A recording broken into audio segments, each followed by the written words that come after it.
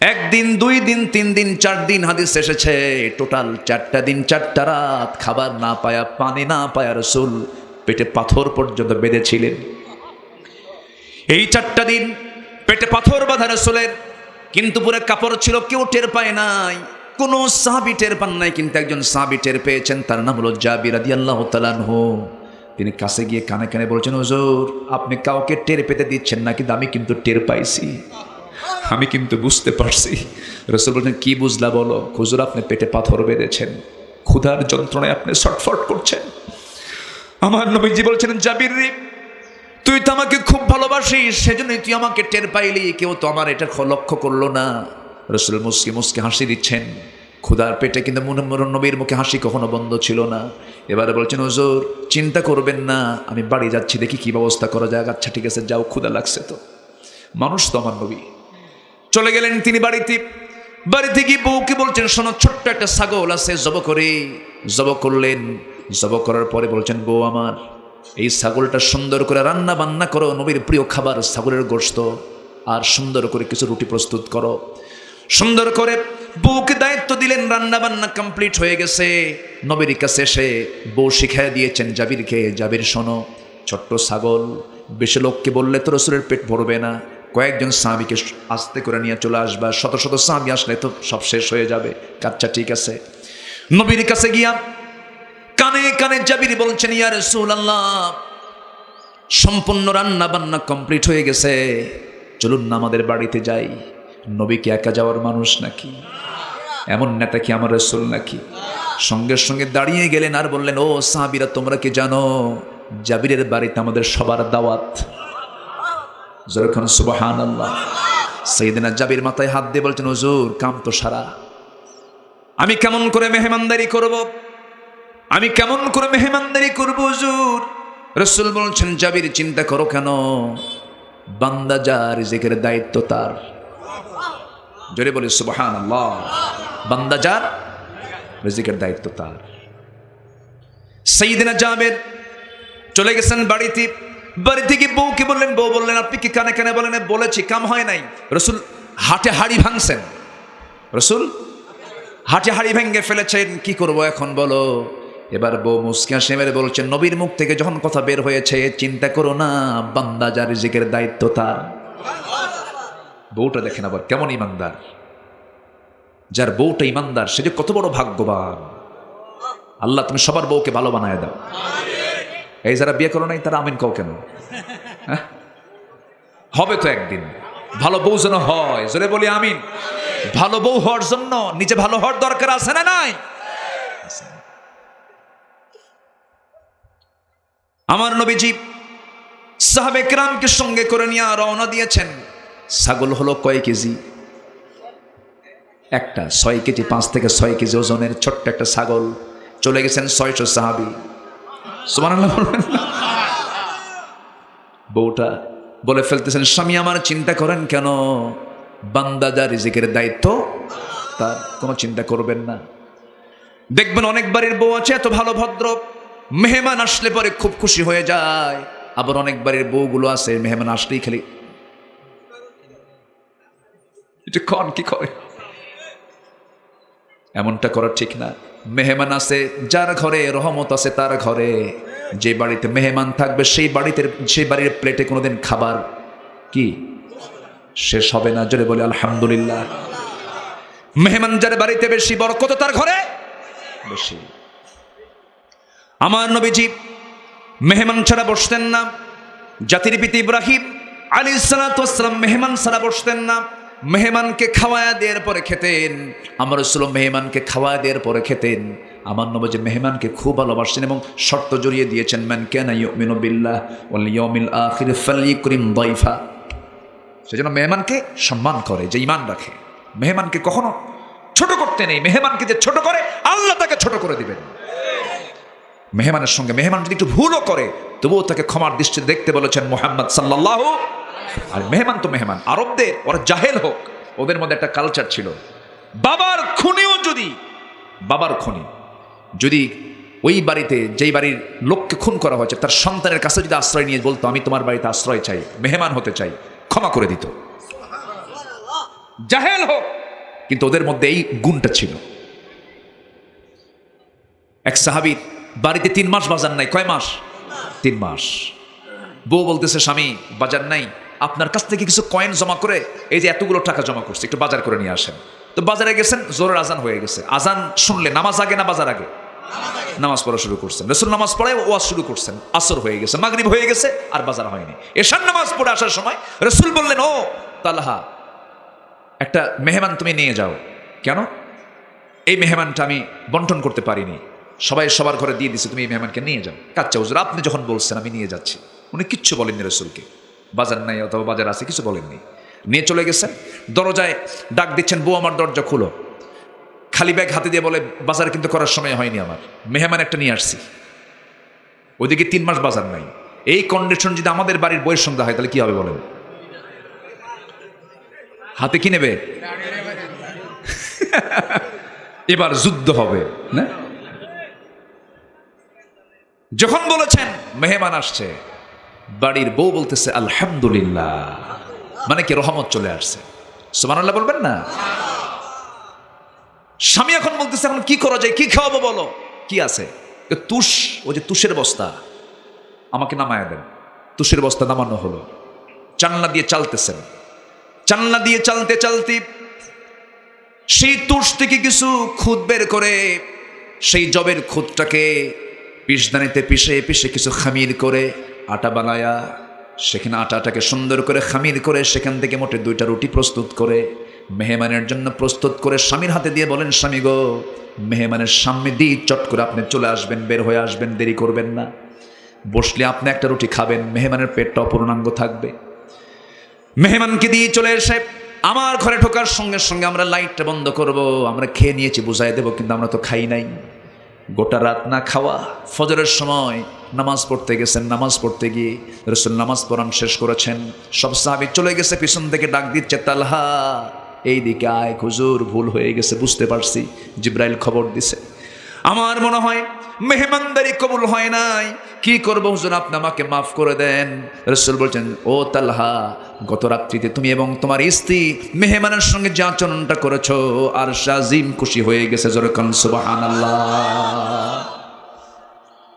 আমার নবীজি নিজ হাতে সেই রুটিগুলো, গোশতগুলো নিজ হাতে বন্টন করলেন। কিতাবের মধ্যে আসছে 600 সাহাবা সবার হাতে হাতে চলে গেল, রুটিও গেল, গোশতও গেল। কিতাবে এসেছে চুল পরিমাণ গোশতও কমে নাই, রুটিও কমে নাই, জোরে কান সুবহানাল্লাহ। ইন্নাল্লাহা ইয়ারযুকু মান ইয়াশাউ বিগাইরি হিসাব। আল্লাহ যাকে চান হিসাব ছাড়া সম্পদ দেন, রিজিক দেন। রিজিক দেন কে?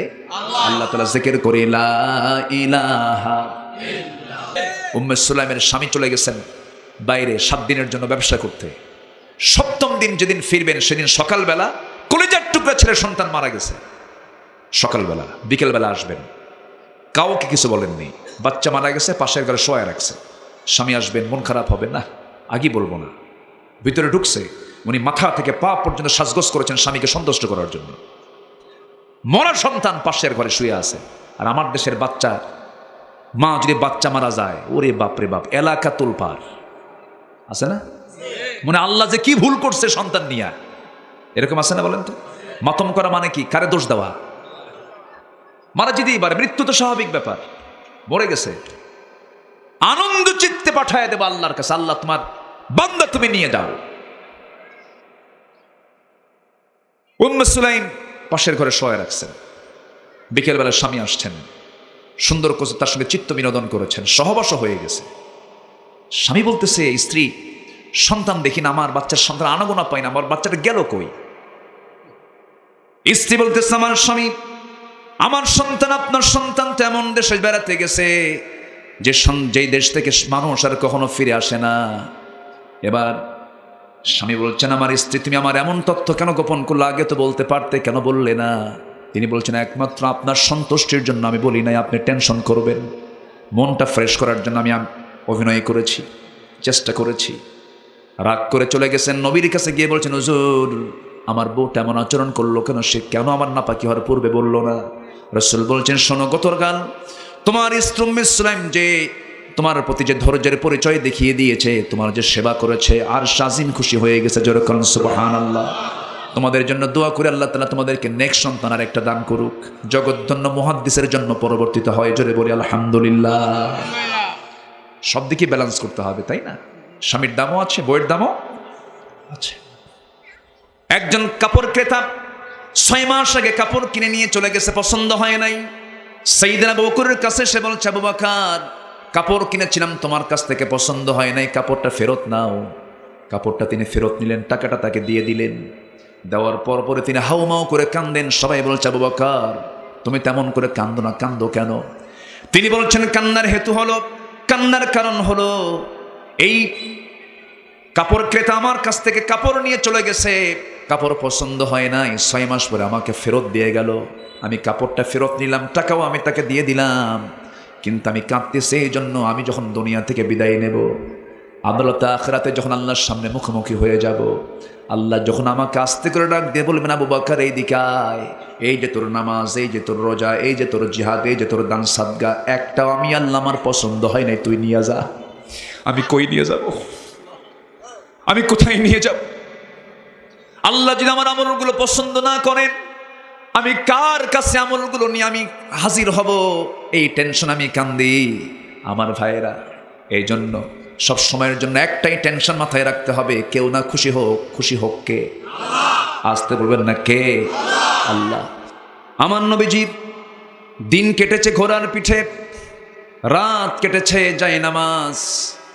আমার নবীজির দিন কেটেছে লৌহ বর্ম পরে, লোহার হেলমেট মাথায় পড়ে, হাতে তরবারি নিয়ে দিন কেটেছি। 10টি বছরে 27টি যুদ্ধের সরাসরি নেতৃত্ব রাসূল দিয়েছেন, 86টি যুদ্ধ পরিচালনা করেছেন।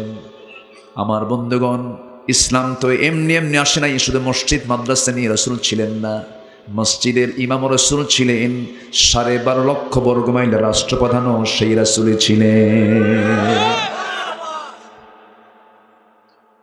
আমার বন্ধুগণ, মূল আলোচনার দিকে আস্তে আস্তে চলে যাচ্ছি। সময় আজকে হয়তো খুব বেশি দিতে পারবো না, তবে যতটুকুন কথা আমি বলবো একটু কান লাগিয়ে শুনবেন কথাগুলো। আমল করার জন্য বেশি কথা লাগে না, আমলের জন্য অল্প কথাই যথেষ্ট। বিশ্বের সেরা ভাষণ দিয়েছেন মুহাম্মদ সাল্লাল্লাহু আলাইহি ওয়াসাল্লাম।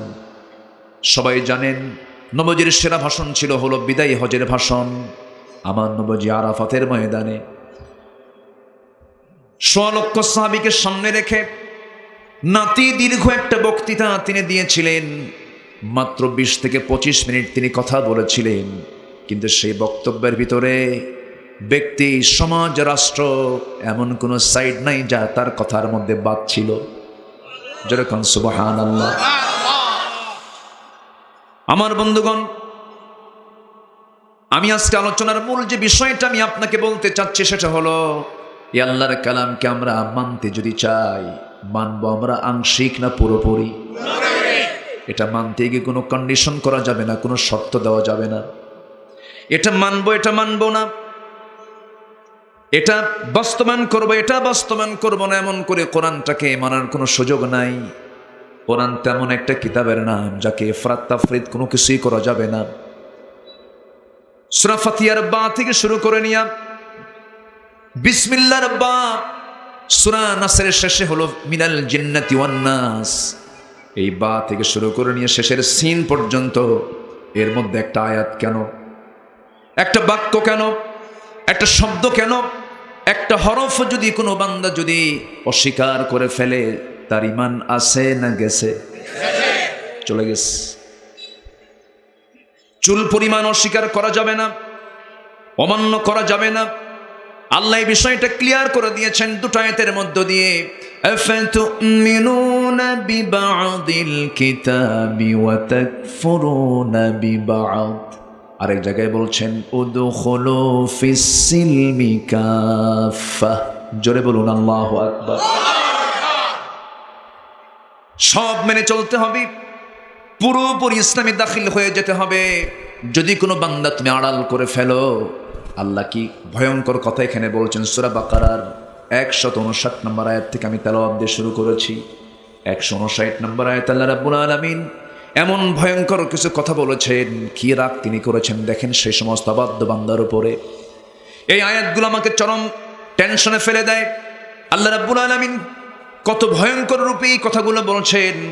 ইন্নাল্লাযীনা ইয়াকতুমুনা মা আনজালনা মিনাল বায়্যিনাতি ওয়াল হুদা মিন বা'দি মা বায়্যানাহু লিন-নাসি ফিল কিতাব। জোরে বলুন আল্লাহু আকবার। সূরাতুল বাকারা, সূরাতুল বাকারা আয়াত সংখ্যা হলো 286। 286 শুরু হয়েছে চ্যালেঞ্জ দিয়া, শেষ হয়েছে দোয়া দিয়ে। শুরু হয়েছে কেমন করে? সবাই আমার সঙ্গে ঠোঁট মিলিয়ে মিলা আওয়াজ দিয়ে দিয়ে বলুন, খুব কমন আয়াত, যালিকাল কিতাব লা রাইবা ফীহি হুদাল লিল মুত্তাকিন। শেষ হয়েছে, সবাই বলেন রব্বানা ওয়ালা তাহমিল আলাইনা ইসরান কামা হামালতাহু আলাল্লাযীনা মিন ক্বাবলিনা রব্বানা ওয়ালা তুহাম্মিলনা মা লা তাকাতা লানা বিহি ওয়া'ফু আন্না ওয়াগফির লানা ওয়ারহামনা আনতা মাওলানা ফানসুরনা আলাল কওমিল কাফিরিন। জোরে বলুন আল্লাহু আকবার। কি সুন্দর এই সূরাটা! এই বিশাল সূরার তো বিশাল আলোচনা আমি এক রাতে করতে পারবো না, দু রাতেও করতে পারবো না। ছোট্ট 3টা আয়াত আমি তেলাওয়াত দিয়ে শুরু করেছি। শুরুর আয়াতটাও তেলাওয়াত করলাম, শেষের আয়াতটাও তেলাওয়াত করলাম। মাঝখানে কি বলেছেন? ঠিক মাঝখানে আল্লাহ তাআলা কি বক্তব্য দিয়েছেন? 286 অর্ধেক কত? 286 অর্ধেক কত? আপনারা কি মন খারাপ করতেছেন নাকি? হুজুর আসলাম হলো ওয়াজ শুনতে, আপনি অঙ্ক শিখেন কেন? এরকম ভাবতেছেন নাকি আপনারা? সম্মানিত ভাইয়েরা, অঙ্ক জানতে হবে। অঙ্ক না জানলে আপনি জান্নাত পাবেন কেমনে? তাআল্লামুল ফারাইদ ফাইন্নাহা নিসফুল ইলমি। তোমরা ফারায়েজের জ্ঞান অর্জন করো, এটা সমস্ত ইলমের অর্ধেক। ঠিক আছে না? বলেছেন মুহাম্মদ সাল্লাল্লাহু আলাইহি ওয়াসাল্লাম। ফারায়েজের অঙ্ক কি সহজ? ফারায়েজ কি সহজ? ফারায়েজ এই জ্ঞান, রাসূল বলেছেন এই জ্ঞান সমস্ত ইলমের অর্ধেক। এটা অঙ্ক এটা। এই অঙ্কটা আমাদের শেখা দরকার। বোনকে সম্পদ বুঝায় দেয় না এমন লোক তো মতলবে নাই। হ্যাঁ আছে? মাহফিলে এসে কি ভুলই হলো নাকি? হুজুর ওয়াজ যে শুরু করতেছেন, বোনকে যদি সম্পত্তি বুঝায় দাও লাগে তাহলে তো বেকায়দা। অনেকে শুধু সস্তা জান্নাত খুঁজে না, জান্নাত খুব সহজে খুঁজতে চায় অনেকে, তাই না? জান্নাত পেতে হলে হক লঙ্ঘিত কোনো গুনাহ করা যাবে না। এক কথা, আমার দ্বারা যেন কোনো হক নষ্ট না হয়, এটা যদি আমি ক্লিয়ার থাকি আমার জান্নাতও ক্লিয়ার। জোরে বলি সুবহানাল্লাহ। 286 অর্ধেক হলো 143। কোরআন যে আল্লাহর কিতাব, জাস্ট একটা আয়াত দিয়ে আমি একটু বুঝাই, আবার লাইনে ফিরে যাচ্ছি। কোরআনের যে আয়াতগুলো সেট করা হয়েছে এটাও পরিকল্পিত।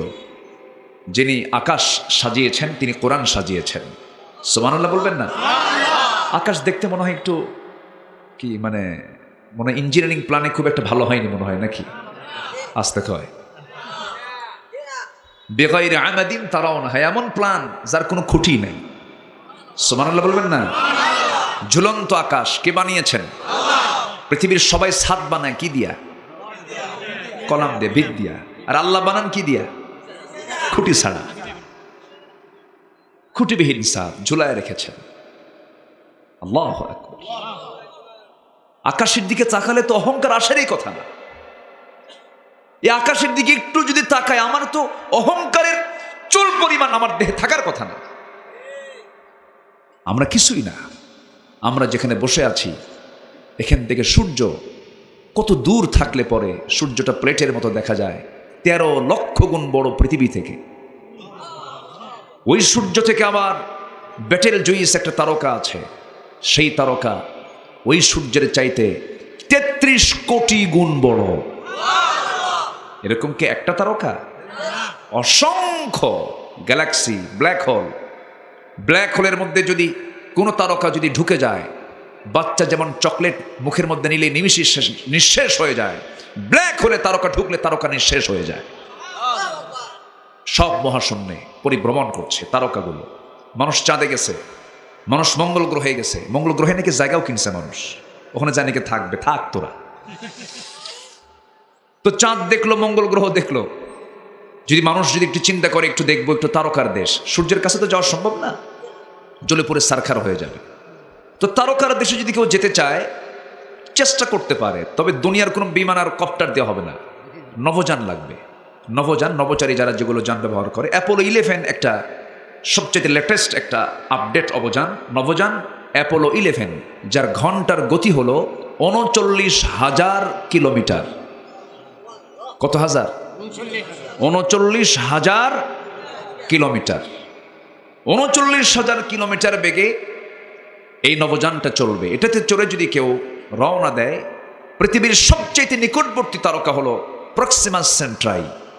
এই প্রক্সিমা সেন্ট্রাই যদি কেউ যেতে চায়, এই ঘন্টায় 39,000 কিলোমিটার বেগে যদি রওনা দেয়, তার সময় লেগে যাবে 1,15,000 বছর মাত্র। যাবেন কারা কারা? হাত তুলেন, বলেন সম্ভব? জেলার নাম কি? সাত থেকে তো ওইদিকে যাওয়াই যায়। আমার বন্ধুগণ, তাহলে চিন্তা করে দেখুন, বাঁচবো কোন দিন, বাঁচবো কয়দিন, যাব কোন দিন? এই নিকটবর্তী তারকায় যদি এমন দশা হয়, আল্লাহ রাব্বুল আলামিন মহাশূন্য বানিয়েছেন, মহাকাশ বানিয়েছেন, সে আল্লাহ বলছেন, বান্দা আমার সৃষ্টির দিকে তাকা। ওয়াতাফাক্কারুনা ফি খালকিস সামাওয়াতি ওয়াল আরদ রব্বানা মা খালাকতা হাযা বাতিলান সুবহানাকা ফাকিনা আযাবান নার। কি সুন্দর করে আমি বানিয়ে দিয়েছি, আকাশের দিকে তাকাবি তোর অহংকার থাকবে না। কিন্তু সে আকাশের নিচের ছোট্ট একটা দুনিয়ার, ছোট্ট একটা ভূখণ্ডের, ছোট্ট একটা অঞ্চলের একটা চেয়ার পাইছে, নেতা হয়েছে, কি অহংকার রে বাবা! আছে না নাই? আচ্ছা, কি অহংকার, কি প্রাউড! সম্মানিত ভাইয়েরা, রাগ করা যাবে না। আমি কাউকে কটাক্ষ করে, আল্লাহি কাউকে টার্গেট করে কোনো কথা বলি না, কিন্তু সামাজিক যে অবস্থা, অহংকার আমাদের সমাজে মনে হয় নাই। আসতে বলবেন না, আছে না নাই?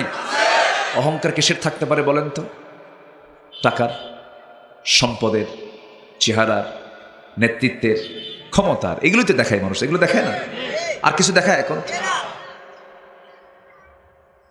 আপনার ক্ষমতা আছে, আপনি প্রয়োগ করলেন না। রাসূল বলেছেন, সে বড় মুজাহিদ যার ক্ষমতা প্রয়োগ করার ক্ষমতা থাকার পরেও মানুষকে মাফ করে দেয়, সে হলো সবচেয়ে বড় মুজাহিদ। ইসলাম কি বলে? প্রতিশোধ নিতে না ক্ষমা করতে? প্রতিশোধ নিতে না ক্ষমা করতে? উদার হতে না হিংসা করতে? আমার দেশে চলছে আজকে ক্ষমার নীতি না প্রতিশোধের নীতি? হিংসা না মানবতা? খালি হিংসা। আচ্ছা বলেন তো, 1971 সালের পর থেকে নিয়ে আজ 2024, এই 53 বছর যতজন ক্ষমতায় ছিলেন, কেউ কি ক্ষমতায় গিয়ে, ক্ষমতায় থাকার পর কোনো কাজ করতে গেলে তো বান্দার ভুলই হতে পারে, হতে পারে না? কেউ কি বলছে আমার এই কাজটা ভুল হয়েছিল? তাহলে তো সব ফেরেশতা। সব কি? যার ভুল হয় না তাহলে ফেরেশতা না? তাহলে আমার দেশের সব নেতৃবৃন্দ এখন কি? ফেরেশতা। এই জন্য দেশে টাকা থাকে না। কষ্ট পাচ্ছেন নাকি আপনারা? মন খারাপ করা যাবে না, একটু দিলটা খুলে, বিবেকটাকে নিরপেক্ষ রেখে কথাগুলো শুনতে হবে।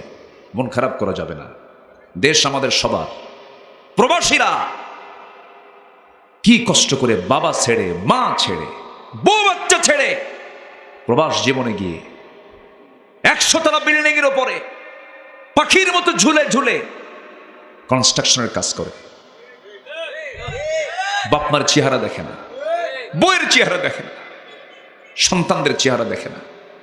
টাকাগুলো পাঠায়, রেমিটেন্সগুলো পাঠায়, গার্মেন্টস শ্রমিক অশিক্ষিত, কত কষ্ট করে বৈষম্যের বেতন নিয়ে তাও খুশি, হ্যান্ড টু মাউথ এই বেতন পেয়ে দেশকে আগায় দিচ্ছে, প্রবাসীরা রেমিটেন্স দিয়ে দেশকে আগায় দিচ্ছে। অশিক্ষিত কৃষকরা জমিতে খেটে খেটে কৃষি কাজ করে দেশকে আগায় দিচ্ছে। দেশকে পিছায় দিল কারা? কারা?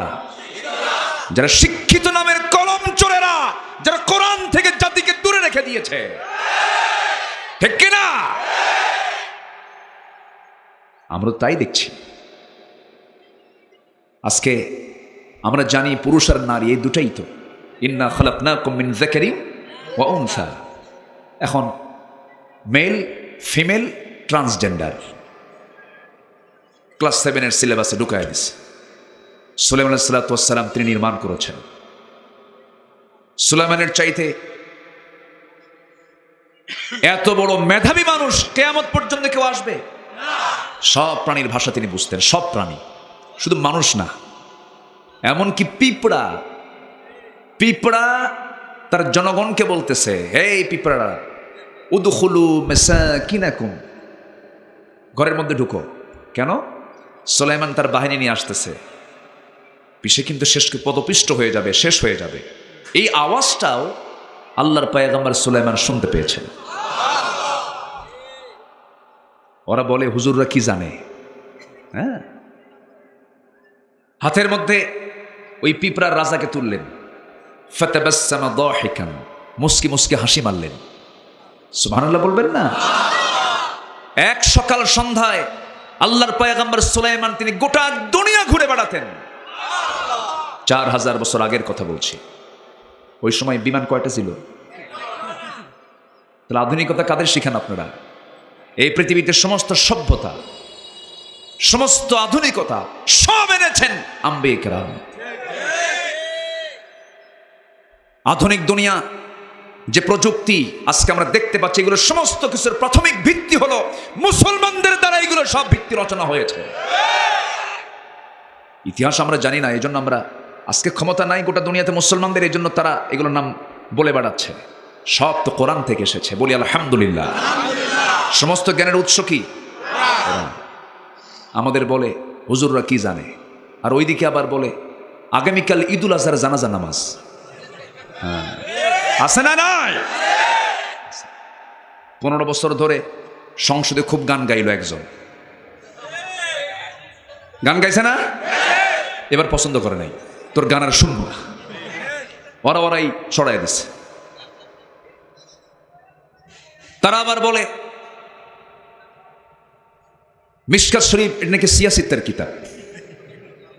মিশকাত শরীফ সিয়াসিত্তা, এলেম কালাম নাই, আপনি বলতে যাবেন কেন? যে জাতি শিক্ষিতকে আলেমকে মূল্যায়ন করতে জানবে না, সে জাতির কোনোদিন কল্যাণ হবে না। আমি নগণ্য গোলাম, আমি ভাঙ্গাচুরা মানুষ, কিন্তু আলেমদের ব্যাপারে আমার রাসূল বলেছেন আমার ওয়ারিস হচ্ছে আলেমরা। এর উপর আর কোনো কথা আছে বলেন তো? এবং আল্লাহ বলেছেন, আল্লাহ তাআলা নিজে বলেছেন ইন্নামা ইয়াখশাল্লাহা মিন ইবাদিহিল উলামা। এই পৃথিবীতে একমাত্র আমি আল্লাহ আমাকে ভয় করলে সবচেয়ে বেশি ভয় করে যারা আলেম উলামা। জোরে বলে সুবহানাল্লাহ। যখন দেখবেন সমাজের বড় বড় চেয়ারে মূর্খ গাঁজাখোররা বসে আছে আর জ্ঞানী মানুষ পালাচ্ছে, তখন বুঝবেন সমাজটা ধ্বংসের শেষ স্তরে গিয়ে পৌঁছে গেছে। আমরা কি দেখছি আজ? কেউ কাউকে দাম দেয় না। নেতা মঞ্চে উঠে কথা বলে আর কর্মীরা সিএনএ মারামারি করে। আমি কি ভুল বলছি? কোনো আদব আখলাক আছে? নাই তো। কেমনে থাকবে? ট্রান্সজেন্ডার পুরুষও থাকবে না, মহিলাও থাকবে না, ও হবে আরেক। ওরে ওই সমস্ত যারা ট্রান্সজেন্ডার হতে চায় অথবা ট্রান্সজেন্ডার হয়েছে এরকম, ওদেরকে ভিন্ন একটা দ্বীপে পাঠানো দরকার। হবে না, ওখানে পড়ে মরু করা, ঠিক কি? ওখানে পড়ে মরুক। আমাদের পরিচয় হলো আমরা পুরুষ, আর আমরা কার পেট থেকে এসেছি? মার পেট থেকে এসেছি। পুরুষ এবং নারী, এটা কার সৃষ্টি? এই সৃষ্টিতে কোনো পরিবর্তন আনা যাবে? যাবে না। আমার ভাইয়েরা, দয়া করে আমাকে কেউ এমন কিছু মনে করবেন না যে আমি কোনো দলীয় এজেন্ডা নিয়ে এসেছি। আমি সবাইকে আপন মনে করে বলতে চাই, আজকে আপনার সবাই আছে, কিন্তু আপনি যখন মরে যাবেন আপনার কেউ থাকবে না, কে ছাড়া? অতএব সব ছেড়ে দেব, কিন্তু ছাড়া যাবে না যাকে, তিনি আমার কে বলেন? আল্লাহ তাআলা। আজকে ট্রান্সজেন্ডার পুরুষ কি বলে? আমি শরীফ শরীফা হব, রহিম রহিমা, করিম করিমা। মন চাচ্ছে মেয়ে মেয়ে হবে। দেখেন তো এটা কোনো কথা? যে পুরুষ মেয়ের সুরত ধারণ করে, যে মহিলা পুরুষের সুরত ধারণ করে, সেই ব্যাপারে রাসূল বলেছেন তাদের উপরে আল্লাহর লানত, গজব তাদের উপরে, বলেছেন মুহাম্মদ সাল্লাল্লাহু। আজকে কি সিচুয়েশন দেখেন। সমকামিতা, এটাকে প্রমোট করার জন্য চেষ্টা করা হচ্ছে। সমকামিতা মিন হোমোসেক্স, সেম সেক্স, পুরুষ পুরুষ আকৃষ্ট হওয়া, নারীতে নারীতে আকৃষ্ট হওয়া, যা ছিল ৬০০০ বছরের একটি কওমে লূতের একটা ঘৃণ্য ইতিহাস, যাদেরকে আল্লাহ তাআলা জর্দান, প্রেজেন্ট ওয়ার্ল্ডের জর্দান এর ডেড সি এলাকা, মৃত সাগর, সেই ডেড সি এলাকা ফি আদনাল আরদ, কোরআনে বলা হয়েছে পৃথিবীর সবচেয়ে নিম্নাঞ্চল এলাকা ওটা। কেন নিম্নাঞ্চল হলো?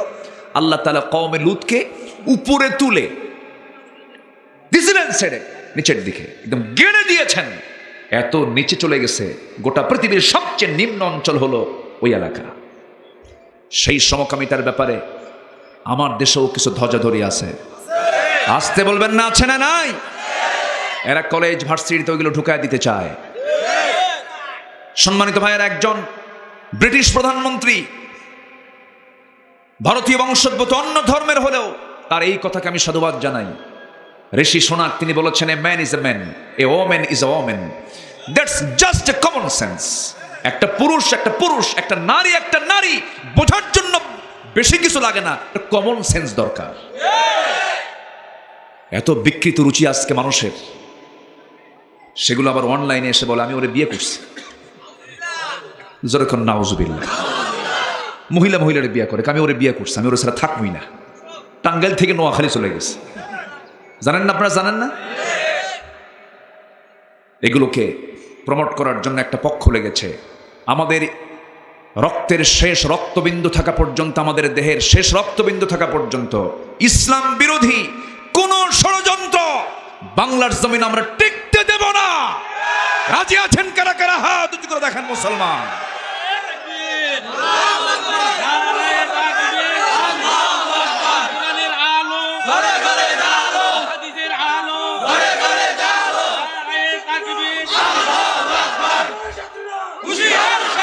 আল্লাহ বোঝার তৌফিক দান করুন। জোরে বলি আমিন, আরো জোরে আমিন। এদেশের স্বাধীনতার স্থপতি বঙ্গবন্ধু শেখ মুজিবুর রহমান, তিনি দেশের জন্য অনেক কাজ করেছেন। তিনি যখন দেশ স্বাধীনের ডাক দিয়েছিলেন, স্বাধীনতার পরে ওনার মুখ থেকে বক্তব্য বের হয়েছে, সব চাটার দল চারটা চুট্টে খাইয়া ফালায়া দেয়, আমার ডানে চোর, বামে চোর, সামনে চোর, পিছনে চোর। সেই চোররা তো নাই, আসতে কয়, সেই চোর আছে না নাই? সম্মানিত ভাইয়েরা, সব কমে যাবে, সবাইকে মানতে হবে। কি বলেন? কি মানতে হবে বলেন তো? আচ্ছা, আমি একটা প্রশ্ন করি। আসতে বলবো লোকজন, কোথায় কেমনে? আর তো জায়গা নাই। সাল্লাল্লাহু আলাইহি ওয়াসাল্লাম। কষ্ট পাচ্ছেন আপনারা? কোনো অসুবিধা, কোনো চিন্তা নাই তো? চিন্তা কিসের? আমার সাথে কে আছেন? সবাই তো মরেই যাব, মরবো না? মরবো না, মরবো, মরবোই যেহেতু। কাকে সাথে নিয়ে মরবো? দুনিয়া বাদ যাক, আল্লাহকে বাদ দেওয়া যাবে না, এটাকে সিদ্ধান্ত নিতে হবে। আবু তালেব রসুলকে খুব ভালোবাসছেন, ভালোবেসে কাজ হয়নি। রসুলকে খুব মহাব্বত করেছেন, কিন্তু সেই মহাব্বত তার জান্নাতের কাজে আসে নাই। কেন? ভালোবাসছেন ঠিক, কিন্তু আনুগত্য করেন নাই। রসুল বলেছেন, চাচা ভালোবাসা তো দিলেন, কিন্তু আনুগত্য তো করলেন না। বাবা, আমার বাপদাদা যে করে নাই, আমার বাপদাদার বাইরে আমি যাব না, এরকম লোক কিন্তু এখনো আছে। আমার বাপও সোর, আমিও সোর, এরকম কিছু আছে না? বলেন,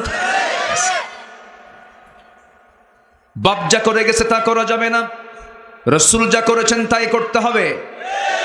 নেতা যা করেছেন তা করা যাবে না, রসুল যা করেছেন তাই করতে হবে। এটাই ছাড়তে হবে। আমার বন্ধুগণ, আপনি যদি পারিবারিক জীবনের দিকে যদি টান দেন, যদি আপনি দেশের দিকে যদি টান দিতে গিয়ে যদি ইমান চাহারা হয়ে যান, কোরআন চাহারা হয়ে যান, তাহলে তো বেকায়দা হয়ে যাবে। সব কিছুর আগে আমার ধরতে হবে আল্লাহকে, নাম্বার 2 হচ্ছে মুহাম্মদ সাল্লাল্লাহু আলাইহি ওয়াসাল্লামকে। এই দুনিয়া ছেড়ে আমিও যাব, আপনিও যাবেন, কেউ আমরা বাঁচার জন্য আসি নাই। আল্লাহ বলছেন, বান্দা আমি তোকে কিন্তু লানত দেব। আল্লাহ বলছেন আমি তোকে কিন্তু লানত দিয়ে দেব। সূরাতুল বাকারার 159 নম্বর আয়াত আল্লাহ রাব্বুল আলামিন সুন্দর করে বলছেন, ইন্নাল্লাযীনা ইয়াকতুমুনা মা আনজালনা মিনাল বায়িনাত, নিঃসন্দেহে যারা ইয়াকতুমুন গোপন করবে, মা আনজালনা জামি নাজিল করেছি, মিনাল বায়িনাতি ওয়াল হুদা সুস্পষ্ট প্রমাণাদি এবং হেদায়েত জামি নাজিল করেছি, মিন বাদি মা বায়্যানাহু লিন-নাসি ফিল কিতাব, এই কিতাবের মধ্যে জামি সুস্পষ্ট করে দিয়েছি। এই সমস্ত কিতাবের হুকুমকে যারা ইয়াকতুমুন আড়াল করবে, গোপন করবে, এগুলোকে যারা গোপন করে রেখে অন্য কিছুকে যারা বুলান করতে চায়, আল্লাহ নিজে বলছেন, উলাইকা ইয়ালআনুহুমুল্লাহ, আমি আল্লাহ এদের প্রতি লানত দিলাম। যেরকম নাউযুবিল্লাহ, লানত অভিসম্পদ, কি দিলাম? অভিসম্পদ, লানত। আল্লাহ যদি কাউকে অভিসম্পদ দেন, তার কি নাজাদের কোনো পথ আছে? নাজাদের কোনো উপায় আছে? নাই। তার ধ্বংস হয়ে যাবে, সব কিছু শেষ হয়ে যাবে। এই জন্য আল্লাহর কালামকে আমরা গোপন করব না, আল্লাহর কালামকে আমরা হুবহু মেনে নেব। আমার আল্লাহ তাআলা সুন্দর করে রাসূলকে পর্যন্ত বোঝাচ্ছেন, আপনার কাছে যা নাজিল হয়েছে তা আপনি সবার কাছে পৌঁছে দেন। যদি তা না করেন, ফাইল্লাম তাফআল ফামা বাল্লাগতা রিসালাতা, আছে না? আমার বন্ধুগণ, কোরআন মানতে গিয়ে কোনো কন্ডিশন করা যাবে না, তাহলে আল্লাহর লানত। কার কথা? আল্লাহর কথা। বান্দা আমি তোর কাছে চিঠিটা দিয়ে দিলাম, এটাকে ভালো করে পড়। আজকে বুকটা ফেটে যায়। আমার দেশে শিক্ষার হার কমেছে না বেড়েছে বলেন? কই শিক্ষার হার আজকে আগের চাইতে কম না বেশি? বেশি তো। শিক্ষার হার বেশি না? বেশি তো। শিক্ষার হার বেড়েছে, শিক্ষার হার কিন্তু ঠিকই বাড়ছে আগের থেকে, শিক্ষিত লোকের পরিমাণটা বেড়েছে। কিন্তু যেই কথাটা আমি বলতে চাচ্ছি, যেটাকে না পড়লে কোরআন নামাজ, যেটাকে ঠিক না করলে নামাজ হয় না, নামাজ সহি হয় না, কোরআন সহি না হলে নামাজ কি সহি হয় নাকি? যদি আমি প্রশ্ন করি, চাঁদপুর কেন, মতলব কেন, গোটা দেশের 64 জেলার প্রত্যেকটা থানায় থানায় আপনি জরিপ করে দেখেন, যদি বলা হয় মুসলমানদের মধ্যে অধিকাংশ মুসলমান কোরআন সহি করে পড়তে পারে বেশি না কম? কম। কেন? এমন তো হওয়ার কথা ছিল না। যদি এমন কন্ডিশন করা হতো, মুসলিম ধর্মের যারা অনুসারী, বিসিএস পরীক্ষা হবে, ভাইবা পরীক্ষা, ভাইবা বোর্ডে বিসিএস ক্যাডার যারা হতে চাও, মুসলিম পরিবারের সন্তান, তোমাকে কোরআনের যে কোনো একটা পৃষ্ঠা থেকে 1 পৃষ্ঠা সহি তেলাওয়াত তোমাকে শোনাতে হবে। এমন কন্ডিশন করলে পরে যত বিসিএস ক্যাডার, তাদের সবার তেলাওয়াত কি হয়ে যেত? সহি হয়ে যেত। পুলিশে চাকরি নেবে, ভাইবা বোর্ডে প্রশ্ন করা হতো, তোমাকে নামাজ সংক্রান্ত কিছু মাসলা মাসাইল প্রশ্ন করা হবে, কোরআন থেকে কিছু জিজ্ঞাসা করা হবে, তুমি অ্যাডমিনিস্ট্রেশন চালাবা, প্রশাসন চালাবা, এই ব্যাপারে কোরআন কারীম কি বলে বলো তো, জনগণের সঙ্গে কেমন আচরণ করবা, কোরআন কি বলে, এমন জাতীয় যদি সমস্ত কারিকুলাম যদি তৈরি করা হতো, আল্লাহর কসম করে বলি, সমাজটা আজকে জান্নাতের টুকরা হয়ে যেত। আমি কি ভুল বলছি? কথা বলবো। কোরআন তো পড়তেই পারে না তারা। কয়জন কোরআন পড়তে পারি? বুকটা ফেটে যায়। রুব্বা কারিন লিল কোরআন ওয়াল কোরআন ইয়ালআনুহু, কোরআন তাকে লানত দেয় যে কোরআনটাকে সহি করে পড়ে না। কোরআন তাকে লানত দেয়। এত ভয়ঙ্কর অপরাধ আজকে মুসলমান আমার দেশে করছি, কোরআনটা পড়তেই পারি না। সব পড়ি, বুঝি। বুড়ো চাচার বয়স 70 বছর বয়স হয়ে গেছে, কোরআন পড়তে পারে না। চাচা কোরআনটা পড়েন, কে বাবা মুখী আসে না, পারি না। কিন্তু চাচাকে যখন বলা হয়, চাচা ওই চাঁদপুরের মোড়ে গৌরপুরের বাজারে 4 কাঠা যে আপনার জায়গা আছে, ওই জায়গার দাগ নাম্বার কত? 93। দেখছেন? টনটনা মুখস্থ দাগ নাম্বার, খতিয়ান নাম্বার মুখস্থ, পুকুরের দাগ নাম্বার মুখস্থ, বাজারের জমির দাগ নাম্বার মুখস্থ, সব টনটনা। লিখতে পারে না, কিন্তু চাচা সব দাগ নাম্বারগুলো মুখস্থ করে রেখেছেন। দুনিয়ার 70 বছরের জিন্দেগির এই জমাজমির দাগ নাম্বারগুলো আপনি মুখস্থ করতে পারলেন, অথচ সর্বনিম্ন যে জান্নাত আল্লাহ তাআলা দিবেন 10টা পৃথিবীর মতো একটা জান্নাত, সেই জান্নাতের দাগ নাম্বার আছে না নাই? কোথায় কোথায়? কোরআন এমন একটা ম্যাপ। আপনি এখন টেকনাফ যাবেন, মেরিন ড্রাইভ চলে যাবেন, আপনি পঞ্চগড়ের বাংলা বান্ধা তেতুলিয়া যাবেন, আপনার রাস্তাঘাট চেনেন না, কিন্তু প্রযুক্তির কল্যাণে আপনি অনলাইনে গুগল ম্যাপে যাবেন, বাবা গুগল আপনাকে পথ দেখিয়ে দিয়ে নিয়ে যাবে কিনা বলেন?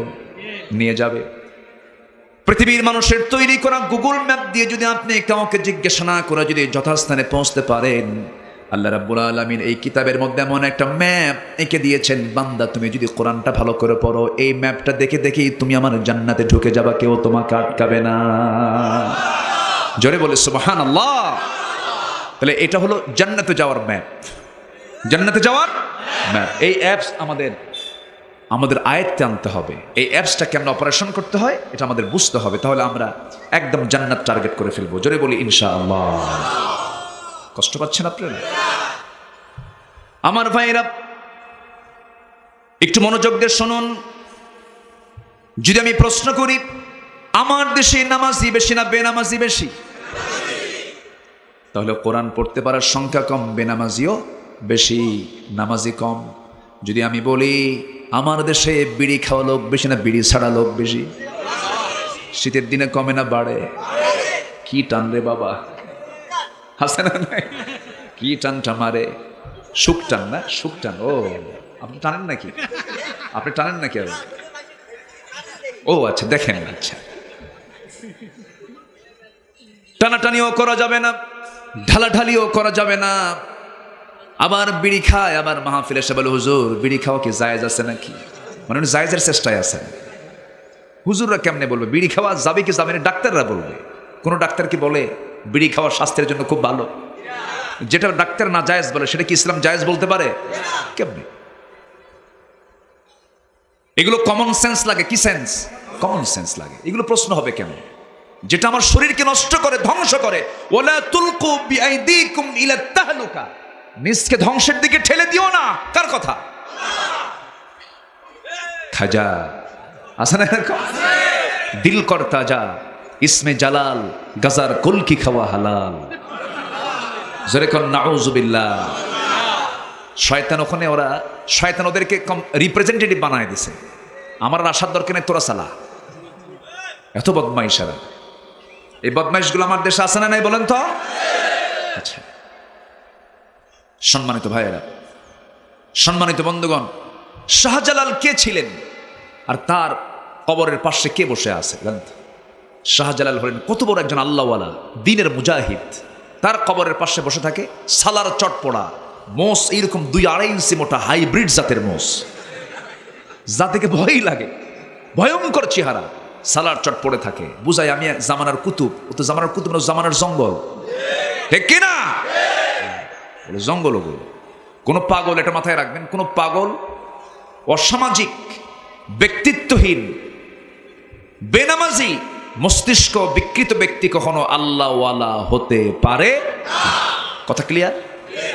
হয়তো ভাববেন যে লোকটা সালার চট পড়ে থাকে, গায়ে গন্ধ, দুনিয়া টুনিয়ার কোনো খেয়াল টিয়াল নাই, হাসেও না কান্দেও না, মনে হয় আল্লাহওয়ালাই হবে। ভুল কথা।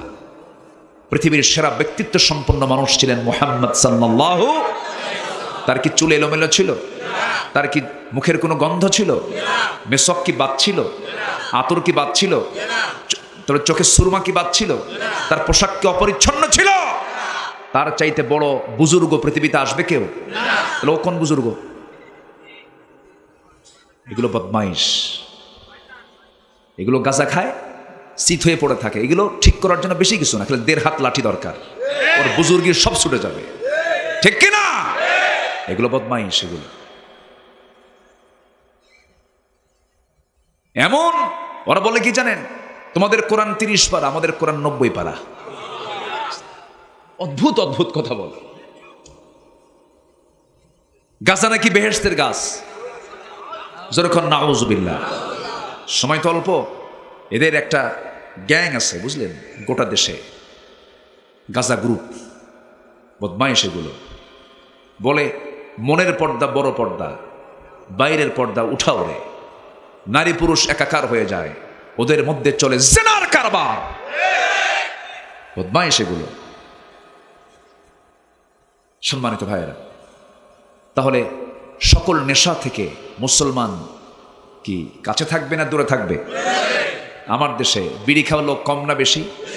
বেশি। কোরআন পড়তে পারে না, নামাজ পড়ে না। আমার দেশে দাড়িওয়ালা বেশি না দাড়ি ছাড়া বেশি? দাড়ি ছাড়া লোকই বেশি। দাড়িওয়ালা ছিলেন মুহাম্মদ সাল্লাল্লাহু। আমি কোন নবীর, আমি কার সুন্নত মানলাম যে আমার মুখে দাড়ি আসে না? এই বিষয়গুলো ভাবলে বুকটা ফেটে যায়, কেমন যেন লাগে আমার। আমরা চেঞ্জ হব, জোরে বলি ইনশাআল্লাহ, আর জোরে বলি ইনশাআল্লাহ। পরিবর্তন হতে হবে। আল্লাহ তাআলা নিজেই বলছেন, আমার কাছে আসবা, ওয়ালা তামুতুন্না, মরো না, ইল্লা ওয়া আনতুম মুসলিমুন, মুসলমান না হয়ে মরো না, আমার কাছে মুসলমান হয়ে আসো। আমার আল্লাহর দয়া কম না বেশি বলেন তো? বেশি।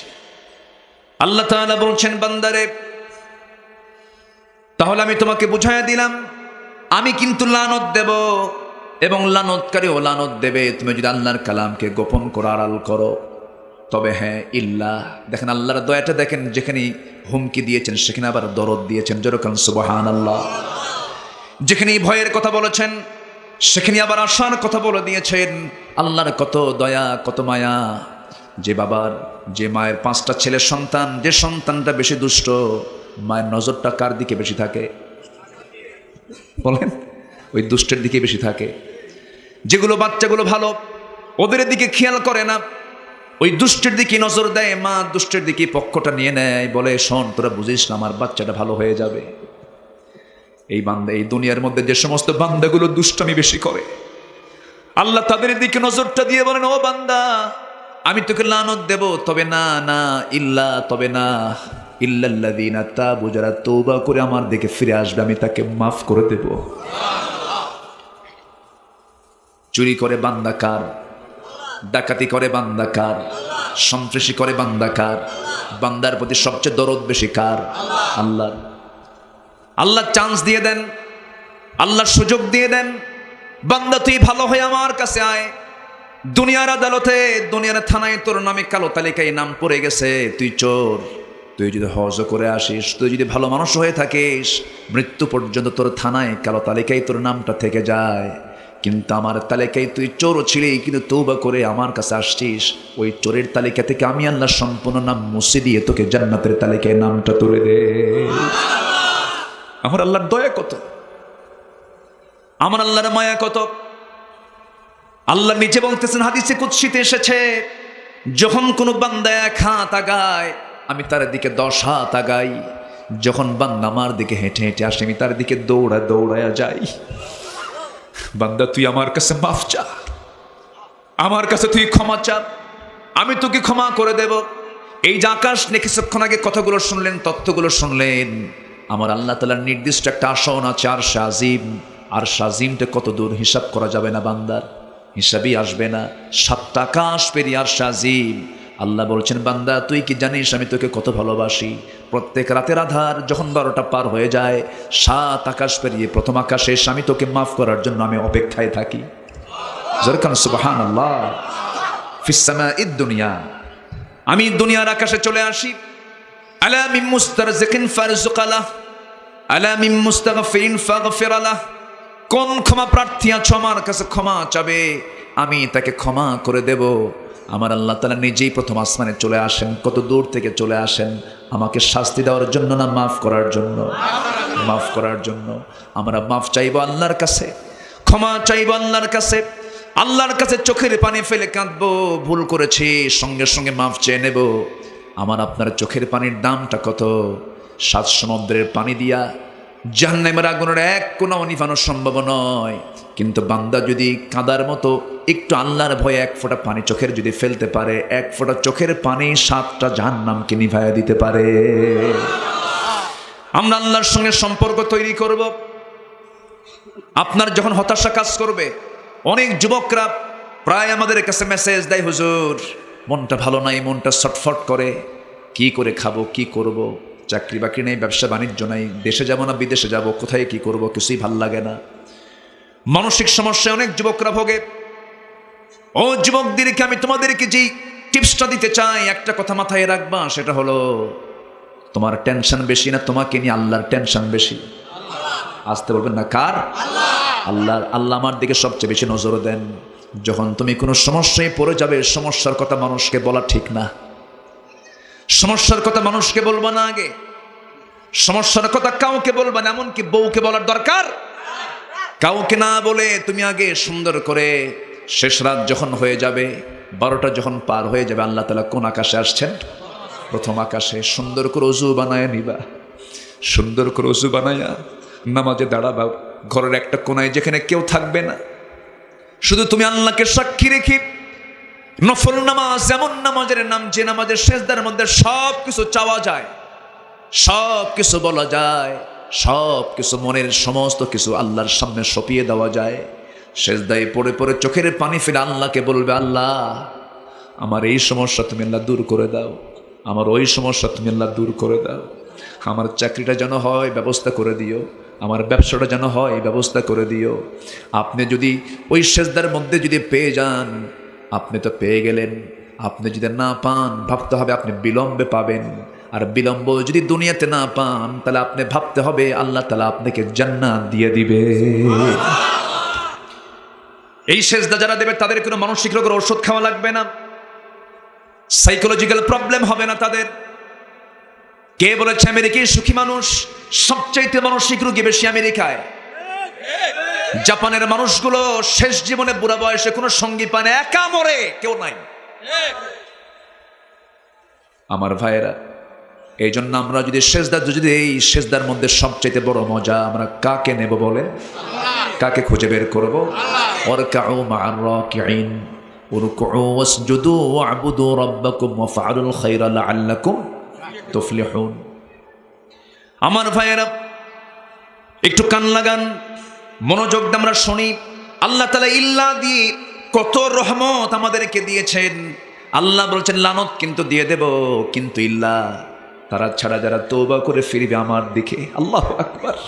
আল্লাহ কি কথাটা এখানে বলেছেন আমার ভাইয়েরা।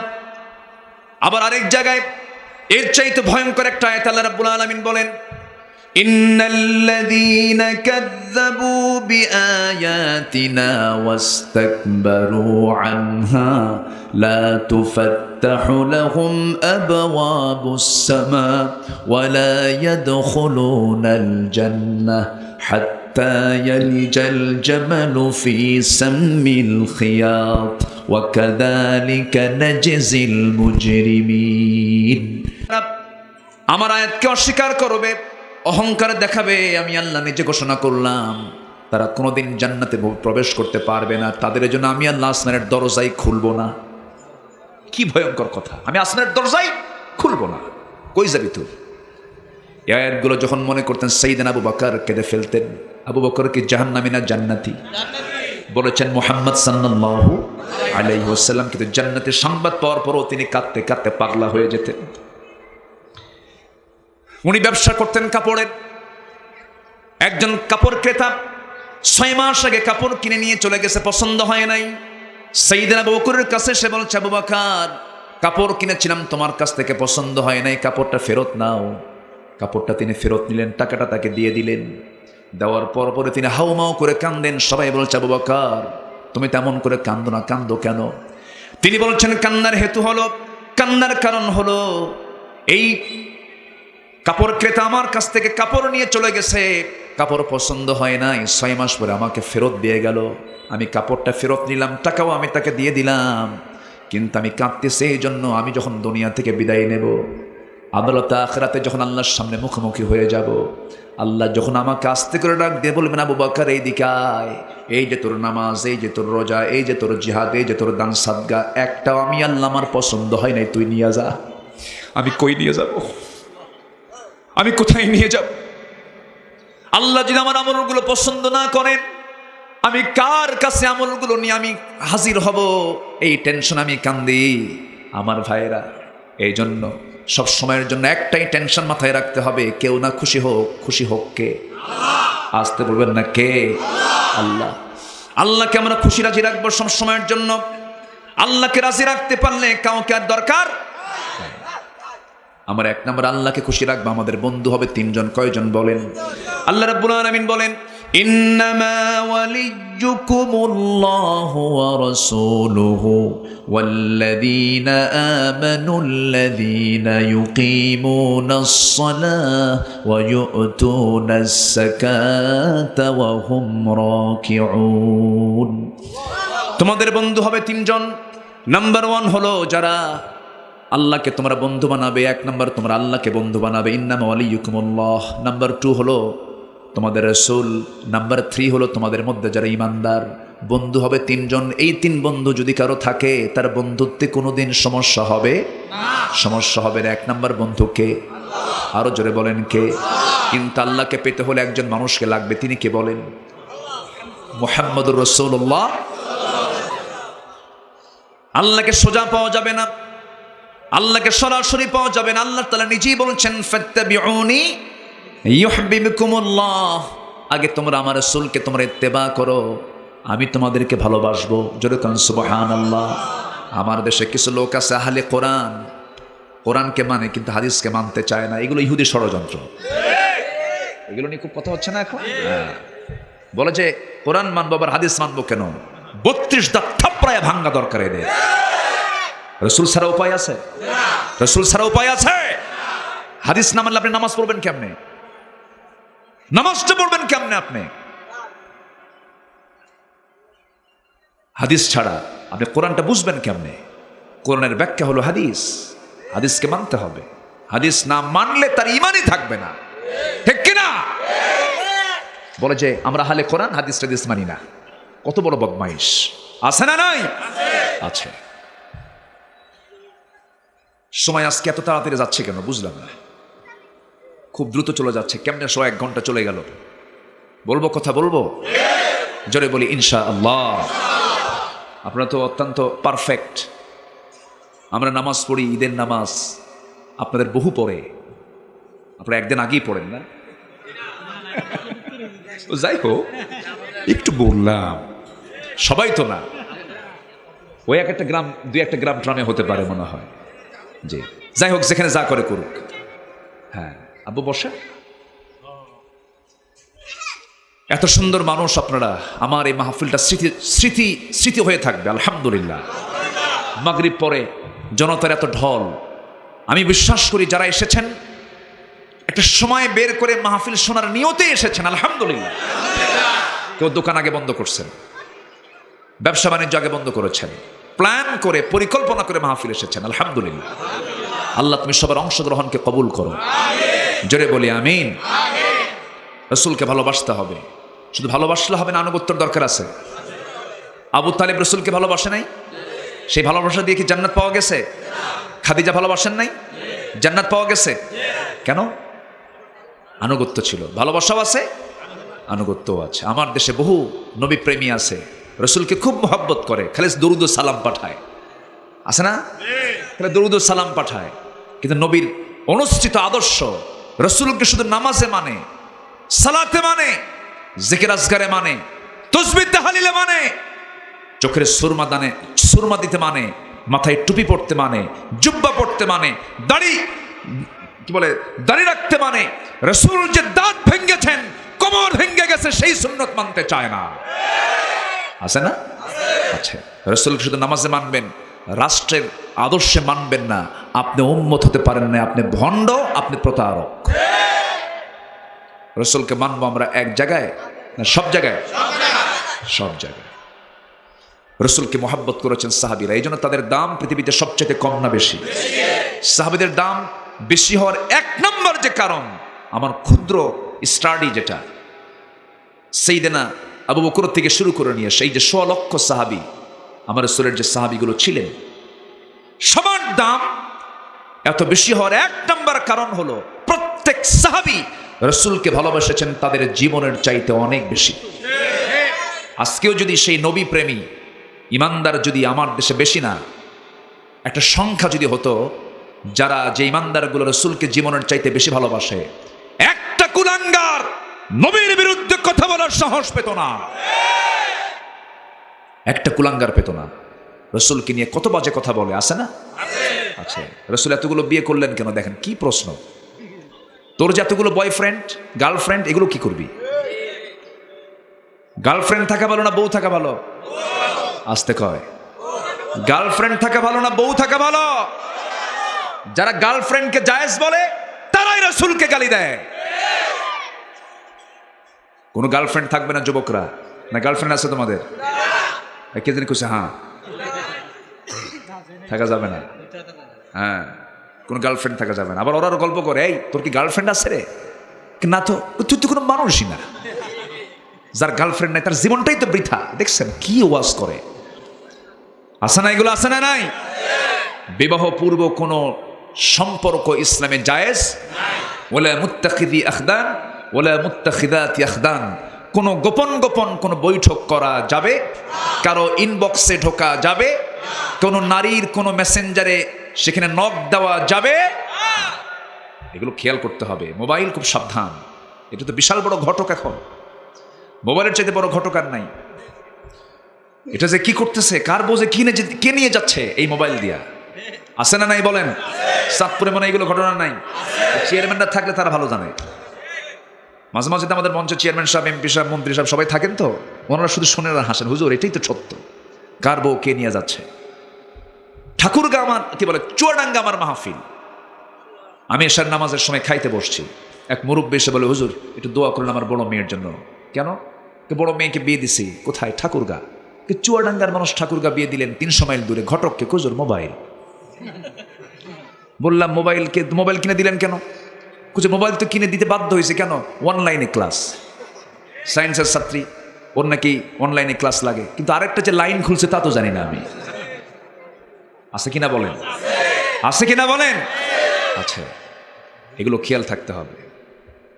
তাহলে মোবাইল ব্যবহারে আগে সচেতন হতে হবে। তে সে মোবাইল ব্যবহার করতে পারে যে মোবাইলকে চালাতে পারবে। মোবাইল যাকে চালাবে সে মোবাইল চালাতে পারবে না।